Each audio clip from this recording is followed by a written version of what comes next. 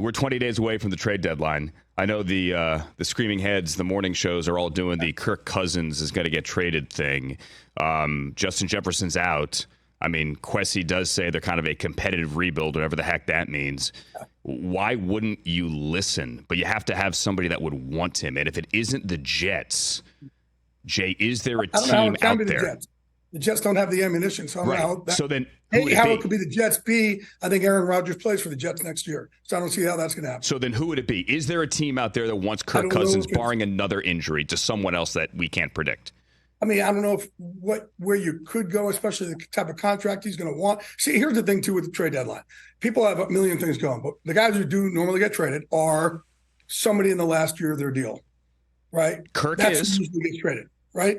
So it's not, but you'll see a billion names out there right now. So it's usually a guy in the last year of your deal who not only you're trading for, but then you do have to give them some sort of monster contract going forward, right? We saw it with, where the Rams did it with Jalen Ramsey or who else? Chubb last year with the Broncos, Broncos to the Dolphins. It's usually a guy like that gets traded where it's somebody, we're probably not going to re-sign him, so let's go get a bunch from him. So I want everybody, when they're looking at the trade deadline, to look at those names, not just, well, this team stinks, so they're going to have a fire sale. Not everybody's just going to have a fire sale because their team isn't doing well. Okay, but Kirk Cousins, I think most of the world thinks his deal, his deal is up. B, they're likely not going to pay him next year another massive contract. So doesn't he fit there in that, under those criteria? I think the Vikings want him back. You do? Whoa. Yeah, I do. At least in camp they did. Okay. I haven't been back there since camp, but I think they wanted him back then, yeah. That would be news to a lot. Mm-hmm. Interesting. I think they did. Okay, then let's go to Denver, because that would be a fire sale. Like Jerry Jeudy, anybody? Do you think they would make moves like that? Well, I think that they'll make moves. I think like Sean Payton said, they're not the ones who are initiating. And that's the other thing, too. You don't want to be the one initiating. When you're initiating, these GMs think, I'm going to get a lesser deal. So they are hoping that somebody else calls them.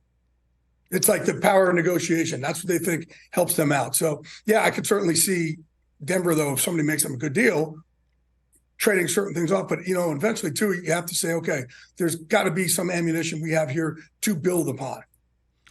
Trades aside, how much more time, how much patience does Sean Payton have with Russell Wilson? That's a good question. And here's the thing, too. This is the only year, like, if you're going to get rid of Russ, it's got to be after this year, just the way his contract is. So I think it's still, I don't know the answer to the question yet. I don't think Russell's playing, the way that you would want a superstar quarterback to play. So I don't know if Sean knows his answer yet. How about that's what I should say. Ooh. Did Sean think this roster was better before he got there? I think he did. Yeah, I think he did. And I haven't. Yeah, I talked to him in camp once. I didn't go to their camp. I only talked to him once in camp, and I think he thought there was going to be a lot. The piece was going to be a lot better, or that he was going to, resonate with them a lot more. That's the other thing too. Like, has he resonated with guys? You got to look some of this on Sean also. Sure. Right. Yeah, absolutely. And the Nathaniel Hackett thing is on him as well. Do you think in retrospect he regrets it? Absolutely. It just didn't make any sense.